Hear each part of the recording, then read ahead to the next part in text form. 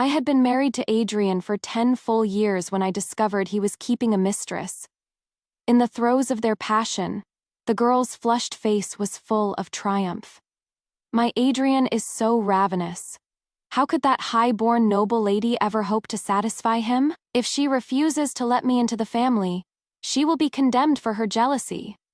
After my shadow guard reported this to me faithfully, I set down the storeroom ledgers. Then let her try. We shall see if serving me tea is as simple as climbing into his bed. It was the bi-weekly charity porridge day. For the sake of Adrian's reputation, I always personally oversaw the distribution, working until dusk. My lady, is there any porridge left?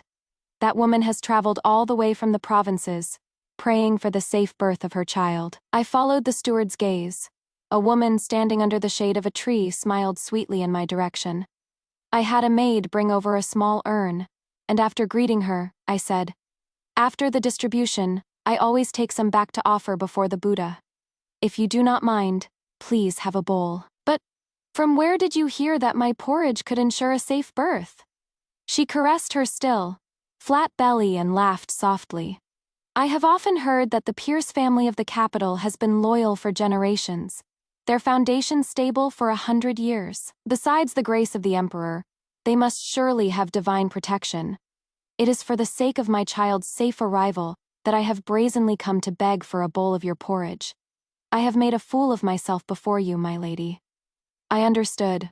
Of course, a mother will try any remedy she hears of. But the journey is long. You must be careful. It would not do to disturb the child. A blush rose on her cheeks. My husband says the same. He is out today, which is how I managed to sneak away. She then looked me over. "At your age, my lady, your children must be very well behaved by now." My expression darkened. The ladies of the capital had been whispering for 7 years that I was barren. It was understandable that this woman from the provinces would not have heard. I put on a proper smile and replied, "I once had one. Our bond was brief. He passed away young." The pity in her eyes vanished in a flash. She then suggested, "I hear that a renowned wandering Taoist master has recently come to the capital. Children born under his protection are all strong and healthy. My husband is already making inquiries to invite the master. Why don't you try your luck as well, my lady? Perhaps you will be blessed with a son to secure your position next year." Secure my position? Only a concubine with no standing needs, a son to gain favor. When had I ever needed such a thing to solidify my status? It is simple for the mistress of the house to have a child. Any child born in this estate is my child. My husband is merely concerned that the pregnancy of a concubine would cause me grief. He thinks it better to adopt 2 clever boys from the clan in the future, to carry on the family line. Her expression grew a little unnatural. When a man is away from home, it is inevitable he will meet 1 or 2 who catch his fancy. If he were to leave his heart somewhere, how would you handle it then, my lady? Seeing her slightly desperate gaze, I curled my lips into a smile.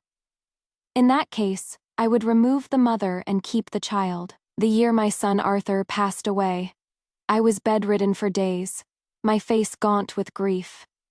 The famous physician my mother found for me diagnosed that my chances of having another child were slim. My heart was like dead ashes. I had even considered divorce.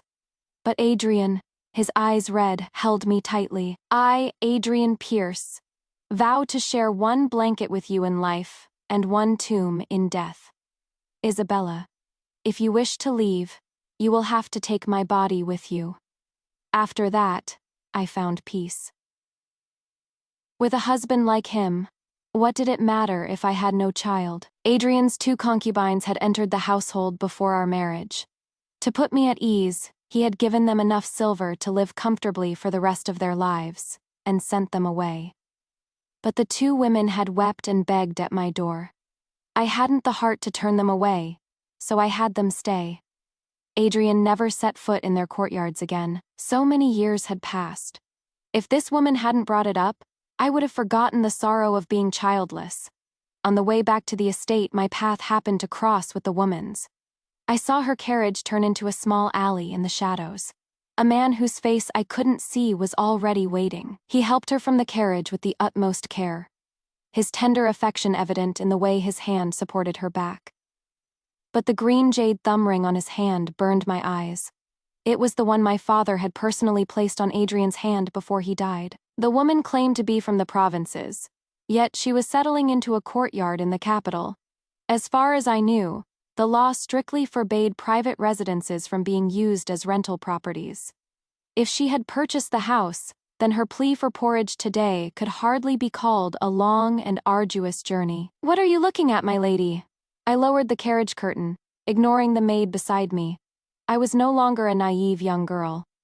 This sort of household filth was not worth shattering my composure over. Adrian returned very late that night. I was lost in thought, caressing a jade pendant. "Why are you still awake? Were you waiting for me?" I came to my senses and tried to put the pendant away, but he was too quick and took it from me. "Isn't this the token I gave you when we pledged our love? To think my Isabella is reminiscing about the old days." I felt a wave of nausea. I looked at his face, so little changed from my memories. Yet I couldn't recall how deeply in love he had once been, how he had sworn his eternal devotion to me. Looking at him now, his face was a mask of false affection, and I had never once doubted the sincerity of his sweet words. The fragrance that wafted from his sleeves was pleasant, the same one I had smelled under the trees at the porridge stall. At the time, I had even asked her if it was safe for a pregnant woman to use perfume. She had covered her lips and giggled. I was worried at first too, but my husband spent a great deal of money to have the most famous perfumer in the capital create a special fragrance for me that is safe for expectant mothers. He did the same for my rouge and eyebrow powder. Speaking of which, I must be going. My husband said he would be home early today to grind pearl powder for my facial mask, so that after I give birth, I will look no different from an unmarried maiden. Her charming face was still vivid in my mind. If I weren't in the middle of this mess, I would have sighed at what a perfect couple they seemed. I used to use pearl powder on my face when I was at my parents' home. Once, when Adrian was brushing a fallen petal from my temple, he touched some powder that hadn't been wiped clean.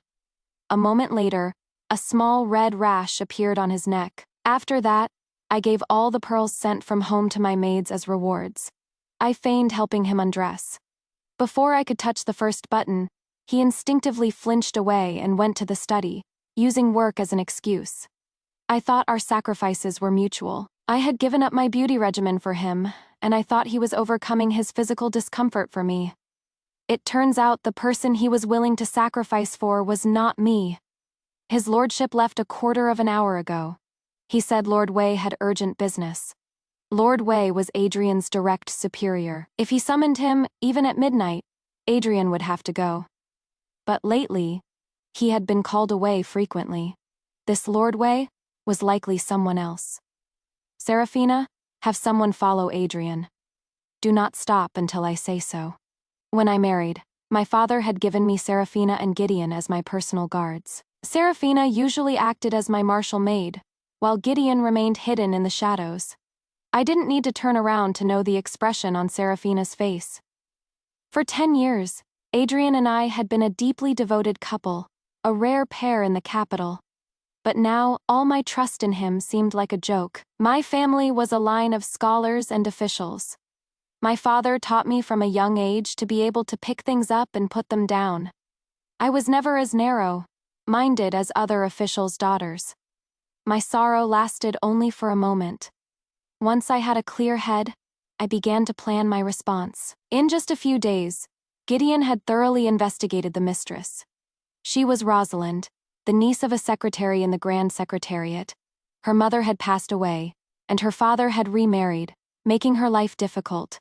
In desperation, she had placed her hopes on the capital, where nobles abounded. She was originally coming to the city to seek refuge with her uncle, but had attempted to take her own life on the way.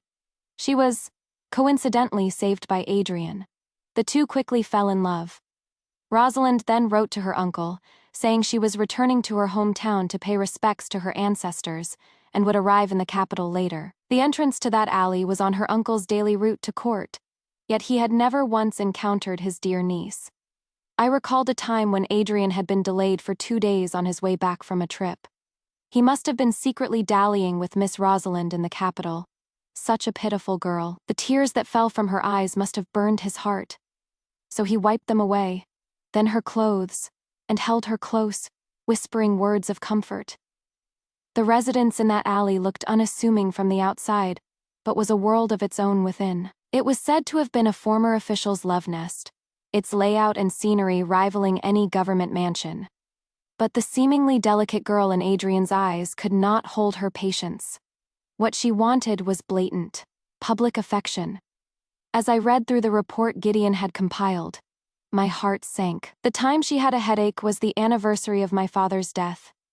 The time she pricked her finger embroidering a pouch for Adrian was when I had invited a high monk to perform rites for Arthur. The time she sprained her ankle and was in excruciating pain was my birthday. Each recorded incident corresponded perfectly with a memory of Adrian's absence. Each one was proof of Rosalind's importance in his heart. In our 7th year of marriage, Adrian had given me a bracelet with a pair of kingfisher, feather butterflies inlaid with cat's eye stones that were a rare import, brought back by a sea merchant at great peril. When that girl found out, she was mad with jealousy and demanded Adrian find one for her as well. And what did Adrian say? "Rosalind, your beauty is unique. To adorn it with butterflies would be common. Do not stoop to compete with common folk and lower yourself." Though he said this, he kept the girl's wish in his heart. A few times when I went to the study to get a book, I found Adrian carefully polishing something under the lamp. He would hastily hide it when I entered, his smile guilty. Later, when I saw a 3,000 tael deficit in the accounts, it all made sense.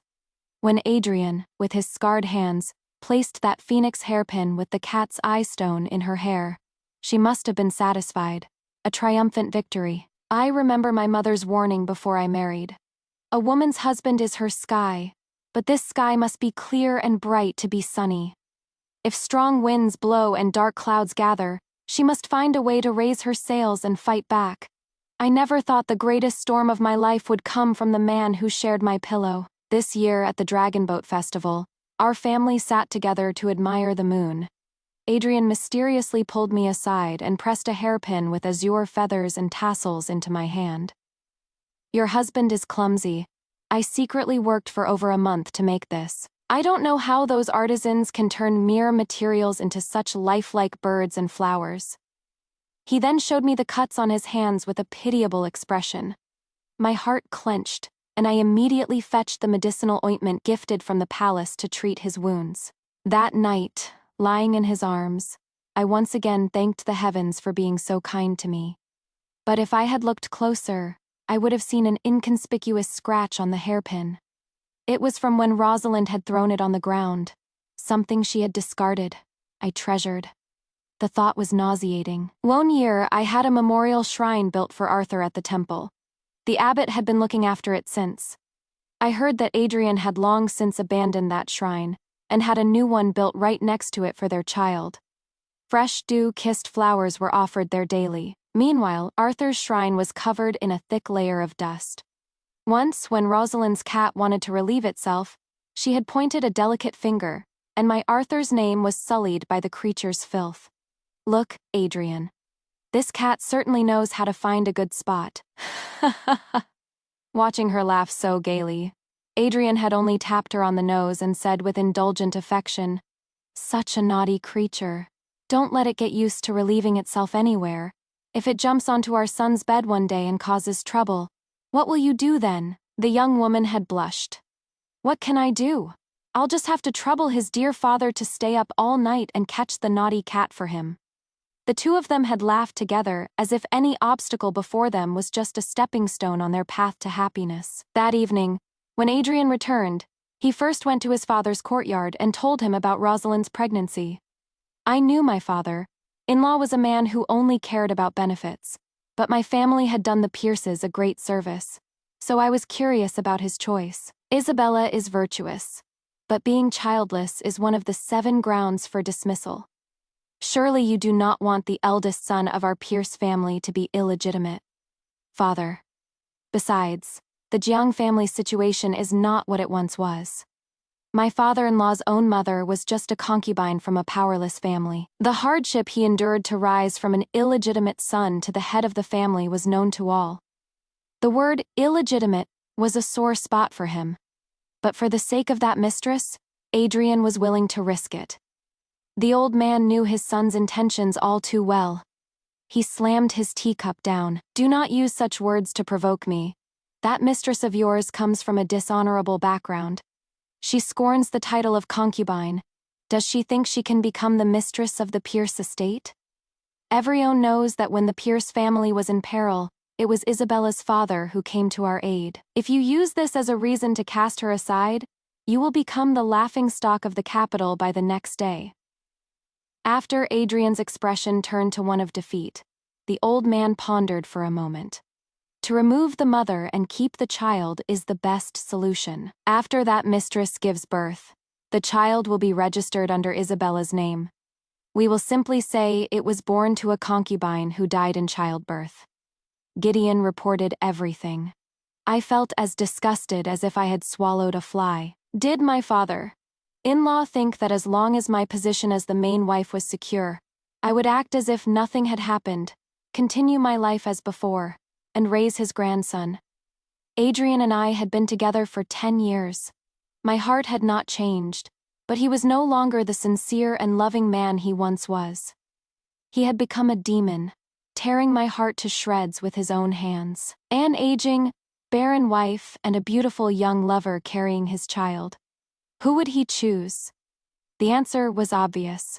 Though my family was in decline, a daughter of the Zhangs was not to be trifled with. He was afraid of being called ungrateful, wasn't he? He couldn't part with the wealth I brought, could he? He was infatuated with a beautiful body and her adoration, wasn't he? It was a pity he had forgotten everything he learned in his youth. The teachers had said, "You cannot have both the fish and the bear's paw." Later, I threw that butterfly bracelet into the lake, along with my decade of affection. Adrian did not return for several days. One night, he unexpectedly came back to the inner courtyard before I slept. The damp stain on his chest was particularly conspicuous. I glanced at his clothes and said playfully, "That girl must have been greatly wronged to have cried enough to wrinkle your fine silk." Adrian's expression was a little unnatural. He put on a stern face. "Nonsense. A servant spilled wine while pouring." I understood. Oh, mixed with the scent of the most popular rouge in the capital. "Were you at a brothel?" He didn't answer. "Why aren't you wearing that bracelet? Didn't you say you liked it best?" A mocking smile touched my lips. It suddenly went missing. Some things are like that. You think they are the same every day, that nothing is wrong, but they have already changed their heart and broken their roots. One moment of carelessness, and they are gone forever. Adrian's eyes were as dark as the night. He stared at me with a look of dawning realization, as if trying to solve a puzzle. I smiled and handed him the cloud. Patterned boots I had sewn a few days ago. He acted as usual. "Let the maids in the house do this sort of thing. Your duty is to manage the household." I suddenly remembered the early years of our marriage. Whenever I made something for him, he would be overjoyed, unable to put it down. My Isabella has such skillful hands. All my colleagues at court are envious that I have such a beautiful and virtuous wife. I lowered my eyes. Some things become a habit. Before you know it, 10 years have passed. You are right. From now on, I will leave these tasks to the servants. They will do a better job. I saw Adrian subconsciously cover the fan pouch at his waist with his hand. I found it amusing. Rosalind probably didn't know the true purpose of that fan pouch. Adrian frowned, and using the excuse of the lingering smell of wine, spent the night in the front courtyard. Is she using the special silk thread well? I saw the bamboo leaves on the fan pouch. They are quite elegant. Serafina's expression was unusual. The old woman attending to her during her pregnancy used to work in the prince's mansion, and has seen the world. Rosalind trusts her advice on everything she uses, ensuring they are all of the highest quality. After the old woman mentioned the rarity of this special silk thread, his lordship purchased it at a great price and had it sent to her just a few days ago. The old woman and the Sogdian merchant were, of course, arranged by Gideon. There was no such thing as special silk thread in this world. It was just ordinary silk thread soaked in poison, given a new name, and then sewn into a fan pouch by his beloved and hung at his waist. Before long, he would find himself having difficulties in the bedchamber, his days of pleasure over, when Rosalind was surrounded by a group of dandies in the middle of the busy eastern street. Adrian was feigning diligence, trimming the flowers in our courtyard. His servant rushed from the front courtyard and whispered something in his ear. A look of panic crossed Adrian's face, and the shears in his hand clattered against the flower pot. I glanced at him. "If you have official business to attend to, my lord, you may go." "Isabella, don't be angry. I will bring you back some pastries from the capital's best bakery later." With that, he dropped the shears and flew out of the courtyard as if his feet had wings. A group of rowdy young masters, with no regard for propriety, were openly taunting Rosalind, who was shielded by her maids. They were trying to drag her off to a brothel. A circle of onlookers had gathered. 2 young noble ladies were pushing their way to the front. Well, if it isn't my cousin who's always looking for a handout." At these words, Rosalind flinched and immediately used her sleeve to hide her slightly protruding belly. Lady Beatrice, her cousin, had sharp eyes. She strode forward and pointed at Rosalind, shouting, "So this is it! You claim to be paying respects to your ancestors, but you've been hiding in the capital carrying on an affair all this time. To engage in such filth before you are even married. Are you determined to ruin our family's reputation?" Rosalind's mother had been at odds with her sister-in-law before she married, using every trick in the book to cause trouble in the household. After marrying, every time she and her daughter came to visit, they were a nuisance. Now that her despised cousin had handed her such a perfect weapon, Lady Beatrice, along with her friend and a few maids, dragged Rosalind forward, slapped her several times, and began to tear at her clothes. The crowd, enjoying the spectacle, began to jeer. I heard the Jung family's daughter was also quite the flirt before she married. She ended up stealing her best friend's fiancé. And now her daughter is even worse. Willingly becoming a mistress, she has no shame. A pity her mother died so young. She must not have taught her daughter all her tricks. Otherwise, she might have at least become a proper concubine. Not kept outside, beaten with no one to defend her. Rosalind, crushed by the torrent of insults, could not lift her head.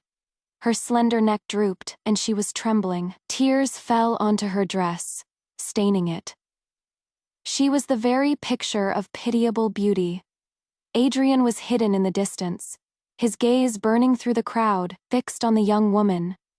His feet seemed rooted to the ground as he hesitated, even as Rosalind looked at him with pleading, resentful eyes. In the end, his reputation was more important. Adrian only asked a colleague to send men to rescue her. Lady Beatrice, however unwilling, could not make a scene by chasing a carriage down the street. Her father eventually sent a message to Rosalind with a single meaning. The Jung family was a respectable one, and could not tolerate a cousin who would shame them by becoming a mistress. Fortunately, the child in her womb was safe. That night, Rosalind wept in Adrian's arms. "My love, I have no home now." His lover's tears burned his eyes. This delicate woman, branded as shameless and promiscuous because of him, was willing to sever ties with her family to be with him. The matter of bringing her into the family could not be delayed any longer. The next morning, as I was watering the flowers in the courtyard, Adrian walked in, his face troubled. Before he could speak, I beat him to it, pretending to say casually, "My lord, did you hear about the scandal on the Eastern Street yesterday?" Adrian's eye twitched. He couldn't look at me. I did not. I only heard from another lady. Apparently, a beautiful young woman who was someone's mistress was stripped of her clothes in public. She must be a prostitute who frequents such places. A girl from a decent family, no matter how poor, would choose to be a proper concubine. I wonder what gentleman has such a peculiar taste to pluck a fly from filth and eat it. He must be careful, though. The child in her belly might be from another patron, to raise another man's bastard as his own treasure. And as the child grows and looks less and less like him, he will be the laughingstock of the town. Adrian's face turned the color of liver. He flicked his sleeve. I never knew you to be like those gossiping women in the alleyways. So keen on other people's affairs. Besides, you do not know the whole story. How can you comment so freely? I put down the watering can and straightened my face. The whole story. Do you mean to say she was wrongly accused of being a mistress? If she was wronged, why did she not speak up? Or do you, my lord, also know the inside story? I merely find them disgusting, using the main wife as a stepping stone to be trampled in the mud, to make way for their own filth. They may have no shame, but others do. He suddenly looked up and glared at me. I met his gaze. Such a disgraceful thing would not happen to me, would it? Unless everyone in the capital has forgotten that I was never a meek, submissive maiden to be trifled with. Adrian deflated, his eyes losing their light. You worry too much, my lady. Our years of affection are as strong as ever. How could such a thing happen? For several days after, Adrian stayed quietly at home and did not go out. Rosalind, of course, was like a cat on a hot tin roof. She sent several letters requesting to see him, but they were all intercepted. One day, after a light rain, I took some people to inspect the ledgers at our shops. The moment I left, Adrian's carriage sped toward a tea house in the south of the city. When Rosalind saw him, tears streamed down her face like broken pearls. Her delicate hands balled into soft fists, and she playfully yet resentfully pounded on his chest. You haven't come to see me since that day. Do you find me a disgrace and no longer care for me? Your son kicks and punches in my belly every day. He must know his father is not here, and how sad his mother is. Adrian's heart melted. He cupped her face and pulled her into his arms. Nonsense. You have suffered so much for me and have become estranged from your family. How could I be so heartless as to abandon you? Rosalind wrapped her arms around his waist and asked softly, Have you missed me these past few days? Did you sleep in the study or the inner courtyard? Was that wretched woman as tender as I am? Adrian gently helped her to a bowl of bird's nest soup. Since I met you, I have rarely set foot in the inner courtyard. Whenever she helps me undress, my mind is filled with images of you. I can only use the excuse of urgent business to leave. Are you satisfied now? The young woman took a spoonful, her smile radiant. But you promised to be with me every day. You can only be mine. Hearing this, Adrian's blood rushed. He took a slice of bamboo shoot with his mouth and fed it to her. The moment it touched her lips, he captured her in a deep, passionate kiss that left her breathless. Satisfied, Adrian held the soft, pliant woman in his arms, his face beaming. He then caught sight of me out of the corner of his eye, and his own eyes froze. Rosalind was about to coo at him when she followed his gaze and saw me. She nearly fell from her chair, only steadying herself by clutching his clothes. I walked slowly toward them, my eyes falling on the handkerchief on the floor. The intertwined geese on it were something I had embroidered for him the day after we married. I had hoped we would support each other for the rest of our lives. Living in harmony now, it was only fit to wipe the mud from Rosalind's shoes. This handkerchief, you don't want it anymore? Adrian seemed to snap out of his daze. He shielded Rosalind behind him, his words frantic. My lady, how did you know I was here? Whatever you have to say, let's talk about it at home. Rosalind suddenly stepped out from behind him, grabbed my sleeve and began to cry. It was my fault. My belly is large, and it's hard for me to move. So I asked my lord to help me wipe my shoes. If I had known it was your handkerchief, sister, I would not have used it. She then leaned in closer and whispered, You wretched woman. If I were you, I would have already requested a divorce. How can you still have the face to occupy the position of mistress of the house? A hen that can't lay eggs, who has lost the support of her family, is nothing but a dish on someone else's plate. I couldn't help but slap her. Wasn't this exactly what she wanted? Rosalind cried out and fell at Adrian's feet. His eyes showed a flicker of pity. He rushed forward to grab my hand, but Seraphina's longsword was at his throat. I knelt down and without a moment's hesitation, drew a line on her cheek with my hairpin. A bead of blood welled up. Young lady, if you had learned to behave, I might have spared you. But to speak such filth, Are you not afraid of karma? Rosalind shrieked and covered her face, trying to back away, but my foot held her down. Isabella, don't. Adrian, I had thought of turning a blind eye. I looked up at him. I told you, Isabella Zhang was never a meek, submissive maiden to be trifled with.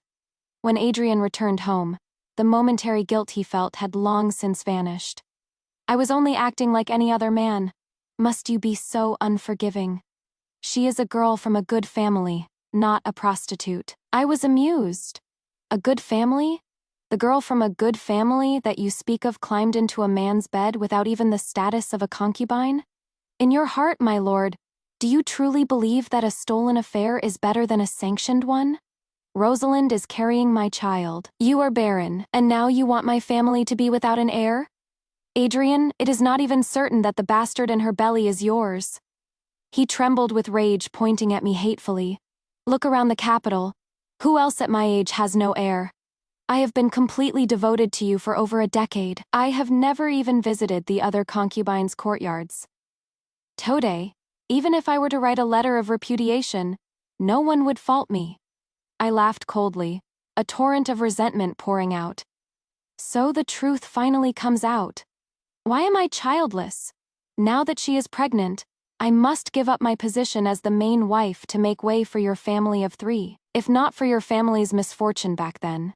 If your entire family hadn't been fleeing for your lives, would Arthur have fallen from the carriage and died? Later, it was my father, who along with several other ministers, defended your father. He offered to guard the border himself in exchange for our family's peace. Only then could your family breathe and rise again. Now my parents are long dead and buried thousands of miles away, and you repay our kindness with betrayal. Adrian looked at me with cold eyes. A woman marries and follows her husband. To share in his honor and disgrace is only natural. My father-in-law's kindness to the Pierce family is not a reason for you to hold me hostage. As for Arthur, it is precisely because I have lost a child of my own that I do not want any harm to come to the child in Rosalind's womb. You, as the main wife, are consumed by jealousy. You are utterly unreasonable. He wasn't ignorant. He was just selfish to the extreme. Adrian, as childish as ever, recounted my every word to his father. The old man's gaze was dark, his words just as cold. She married into the Pierce family and should be one of us. Yet she uses her family's past deeds to hold us hostage. Not only has she been childless for years, but now she dares to give us attitude when a ready-made child is presented to her. A look of triumph flashed in Adrian's eyes. Father, Isabella's temper is too fierce. She is unfit to be the mistress of this house. Now that things are out in the open, perhaps we should.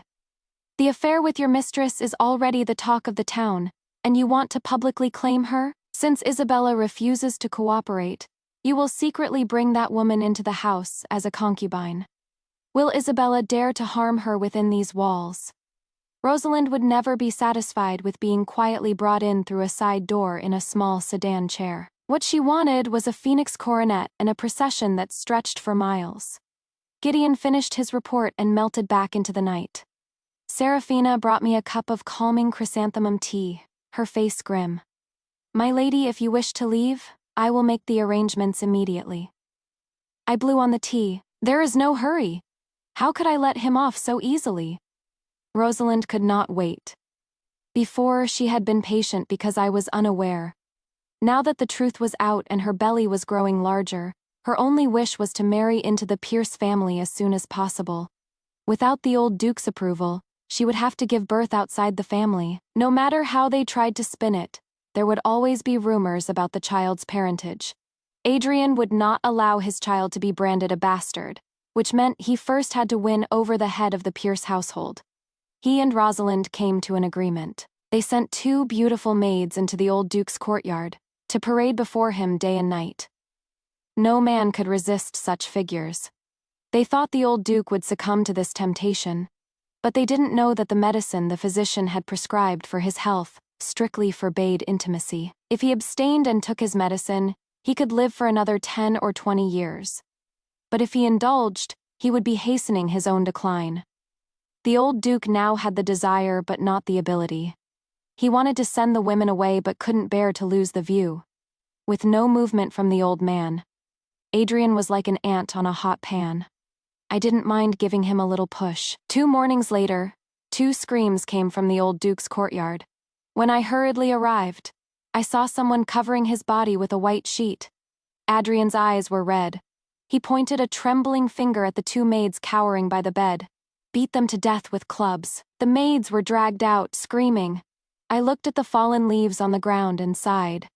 An evil mind, weaving its own cocoon. Serafina quietly cleaned out the incense burner. No one paid any attention to the leftover food on the table. Such a death was a disgrace. Adrian stood amidst the morning white, telling every visitor that his father had a hidden illness, and it was all very sudden.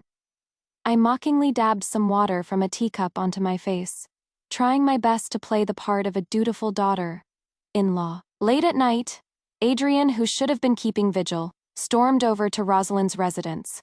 The sound of several sharp slaps made even the servants at the door turn their heads.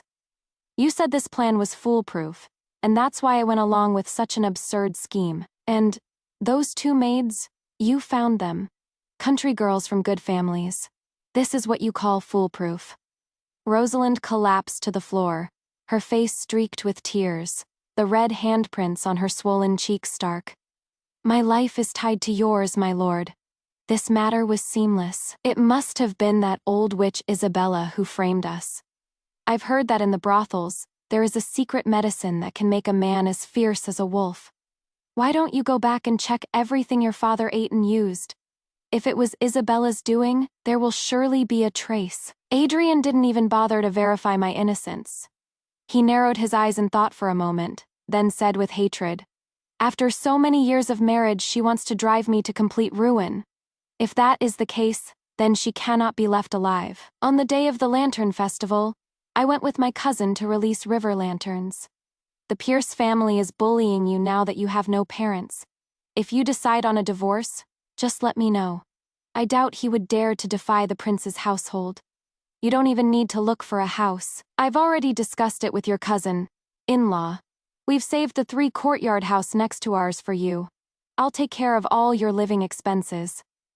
I smiled and thanked her, then asked casually, "Has Helena sent any letters?" "Not yet. The elders have been busy arranging a marriage for her, which is causing her some distress. If she heard about this sordid affair, she would have already marched over to the Pierce estate with a sword. I tell you, a man's heart is truly the deepest ocean." I placed the lantern with my wishes for my parents on the water and sighed. A great kindness can become a great enmity. Perhaps it is a debt from a past life. It was dark when I returned. The only sound was the grating of the carriage wheels on the stone, paved road. Suddenly, the sound of hoofbeats approached rapidly. Several men dressed as bandits rushed forward and began to slash at my guards without mercy. When Adrian arrived with the authorities, my carriage was riddled with arrows, like a hornet's nest. Isabella. A servant desperately held back the seemingly crazed Adrian. I smiled and slowly walked out from a street corner toward him. "Were you looking for me, my lord?" I looked past the crowd at his shocked face. It was quite a show. I, who should have been a mangled corpse, was now standing before him, perfectly fine. Adrian's face was a mess of tears and snot, his body still rigid. A cool breeze made him shiver and come to his senses. My lady, how could you?" I smiled and walked over to take his cold hand. I stayed for an extra bowl of rice at my cousin's and decided to walk back. Then, the blood. I looked at the sticky blood dripping from under the carriage, feigning confusion. Perhaps a bold servant took the opportunity while I was away to play master for a while. I gave a signal. Serafina stepped forward and lifted the carriage curtain. A woman in a maid's uniform was impaled by several long blades, her body covered in blood, her eyes wide open in death. I clearly felt Adrian's hand flinch. I squeezed it and said in a low voice, "Do you recognize her, my lord? She looks a bit unfamiliar to me." He looked at me as if he had never truly seen me before. Of course, he knew the woman in the carriage. Just half an hour ago, This little maid had sent him off with a smiling farewell, my lord. She was Rosalind's most favored maid, Pearl. This little maid had often schemed with Rosalind to cause me trouble. Her death was not entirely undeserved.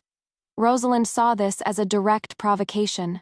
The next day, before Adrian had returned from court, she stopped my carriage outside the princess's residence. With people coming and going, she stood there, one hand on her belly, the other pointing at me, her voice choked with tears. No matter what my lord did wrong, no matter how much I may have annoyed you, you should not have killed my closest maid, sister. To act so wantonly, do you truly think there is no law in the capital? With such a jealous woman in the Pierce household, it is no wonder you are without an heir. I stepped down from the carriage supported by Serafina, and stood before her. Serafina, my memory is poor. Help me identify which of my sisters this is. Is she some distant relative? Serafina sneered. My lady, we have no such shameless relatives. Isn't this the young woman who was so intimately entangled with our master at the tea-house the other day? Just like that day, the crowd of onlookers began to murmur. Ah, I knew she looked familiar. She's the one who was beaten by Lady Beatrice on the street. Bah, her skin is thicker than the sole of my old man's shoe. The filthy little whore, instead of being a proper young lady, she specializes in seducing men. Everyone knows how much Lord Pierce loves his wife, yet this cheap thing just throws herself at him. Shameless. If you ask me, Lord Pierce is also in the wrong. How did the Jiang family save the Pierces from ruin? Lady Pierce's child was lost because of that incident, and now he turns around and gets a mistress pregnant. It's like carving flesh from Lady Pierce's body. Hush! To speak ill of a court official in public. Do you have a death wish? Every family has its secrets, but to publicly humiliate someone like this is a first. If I were the lady of the Pierce household, I would have already had a bowl of saffron forced down her throat. Otherwise, when that child is born, it will be a lifetime of shame. Rosalind's face turned shades of red and blue at the crowd's words. She had intended to use public pressure, thinking I would preserve my dignity and let her into the family. Over time, I would succumb to the gossip and wither away from grief, and then the two of them would have their way with me. But I refused to let her have her wish. Miss Rosalind, you flirted with my husband right in front of me, and I have done my utmost to endure it. Now you accuse me of killing your maid. Is this not going too far?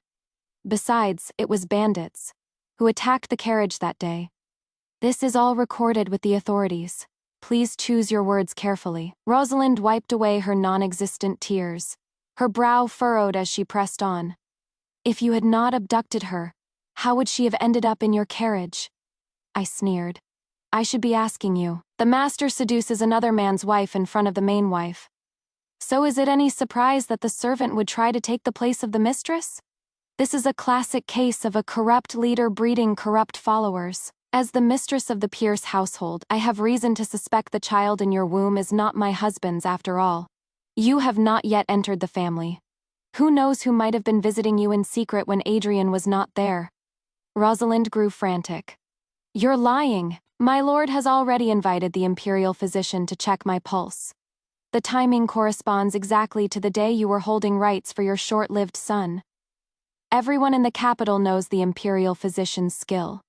There can be no Rosalind. Adrian, his face ashen, stumbled over, cutting her off. But it no longer mattered. His chest heaved. He glanced at his colleagues, who were also returning from court, and were now peeking out from their sedan chairs, enjoying the show. As if making a final decision, he stepped in front of Rosalind. Isabella, when I married you, I never knew you were such a jealous shrew. I know your family has done me a great service, but I have repaid it with 10 years of my life. I can indulge you in anything else, but my child must be born in the Pierce household and be registered in the family records. You have unscrupulously killed Rosalind's maid. Are you going to kill her and the child next? And then me?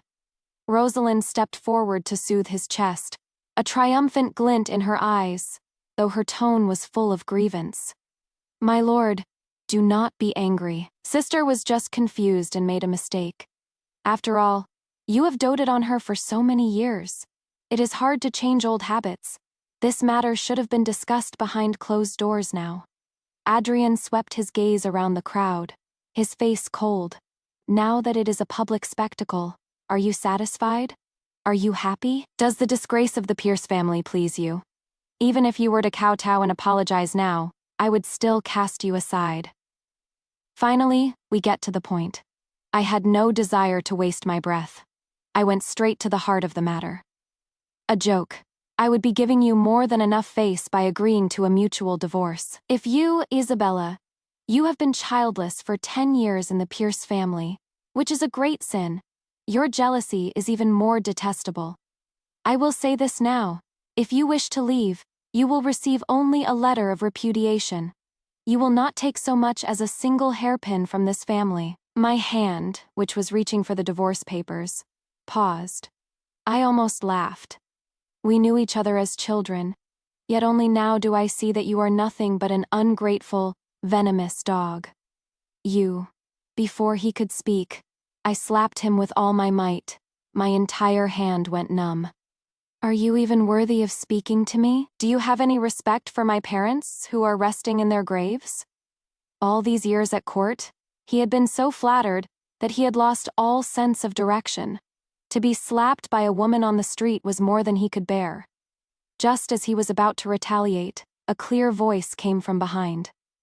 Lord Pierce, what a display of power, to condone a mistress's provocations and strike your own wife in public.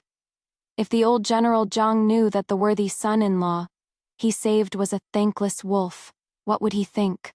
Adrian's brow twitched. He wiped the nervous sweat from his forehead with his sleeve and bowed to the newcomer. Your humble servant pays his respects to Her Highness the Princess. Princess Helena gave me a reassuring look, then stared at Adrian and addressed the crowd of officials' wives. I am not concerned with Lord Pierce's romantic affairs, but I and my royal father cannot forget the great military contributions of General Jiang to our nation. Now, Lord Pierce allows his unofficial mistress to publicly humiliate General Jiang's only daughter. I cannot stand by and do nothing. I ask all of you ladies to be my witness. After the 100 Flowers banquet today, I will report this matter to my royal father. This farce must have a resolution. Your Highness, you must not. Lord Pierce. Helena's eyes were filled with a cold warning. The censorate's memorials have already reached my father's desk. If I were you, I would be rushing home to bury my head under the covers and think of a plan. I had no heart to attend the banquet that day. Helena took me and my cousin to a quiet room and scolded me for suffering in silence, and not confiding in her, for still treating her with the formal etiquette of our childhood, as if we weren't close. Though Adrian and I had been married for many years, he never knew of my childhood friendship with Helena. Otherwise, he would not have dared to humiliate me so openly. The next day, Adrian, seemingly having come to his senses, went to the palace early to plead for forgiveness. When he returned from court, his gray face was full of defeat. Helena sent a messenger to me. The emperor had demoted Adrian, granted us a mutual divorce, and ordered that I take all my dowry and the gifts from the palace with me. If Adrian objected, he was to be prepared to become the first husband in the dynasty to be repudiated by his wife. I looked at the emptied courtyard. As I left, I felt not a shred of attachment. Without my years of management, the Pierce family had lost its helmsman. The accounts were in massive deficit. Without the income from the family shops, Adrian's meager official salary was not nearly enough to support the large household. Adrian, convinced that he could make a comeback as long as he had an heir, found himself arguing with Rosalind for 2 days and a night over their wedding plans. The Pierce family poured all their remaining resources into a grand wedding, just as Rosalind had wished. As they were about to bow in the main hall, an uninvited guest burst in, claiming the child in Rosalind's womb was his. The scene descended into chaos. Adrian, the scholar, was so enraged his face turned red. "What proof do you have? To slander a young woman with such accusations is utterly shameless." The man sneered, his snake-like eyes raking over Rosalind. She has a small mole on her inner left thigh. Am I wrong? Adrian was struck as if by lightning. Seeing Rosalind's expression, he was instantly convinced. Impulse took over. He grabbed a piece of broken porcelain from the floor and slit Rosalind's throat. The joyous wedding turned into a gruesome murder scene. The gushing blood stained the ancestral portraits in the high hall with a strange color. Perhaps his ancestors had foreseen that the century-old foundation of the Pierce family was about to crumble. Adrian had never imagined that his meticulous plans would all come to nothing in an instant. He was soon imprisoned, with irrefutable evidence. His execution was scheduled. The other branches of the Pierce family fled the capital overnight, seeking refuge in their ancestral home, terrified of being implicated. One day, an old servant came to see me. He said that Adrian had used all his remaining silver in prison to send a message, asking him to find the tassel and azure feather hairpin he had given me years ago. He hoped to use their past affection to win back my old feelings, and have me intervene on his behalf. I glanced at the hairpin with its familiar mark and asked softly, "What about the butterfly bracelet? That is all I want." The servant smiled obsequiously. "My lady, you are a person of importance and have forgotten. You said you had thrown it to the bottom of the lake long ago. If Adrian can break out of prison and retrieve the bracelet, I will give him one chance. Otherwise, there is nothing to discuss." Spring came once more. After the winter snows melted, green shoots appeared on the branches in the streets and alleys. In just a few days, the entire capital was vibrant with life, except for that one deserted mansion. When I passed by the Pierce estate again, the lively scenes of scholars and officials visiting were a distant memory. Now, the gate was broken, and the courtyard was covered in dust from the fine rain.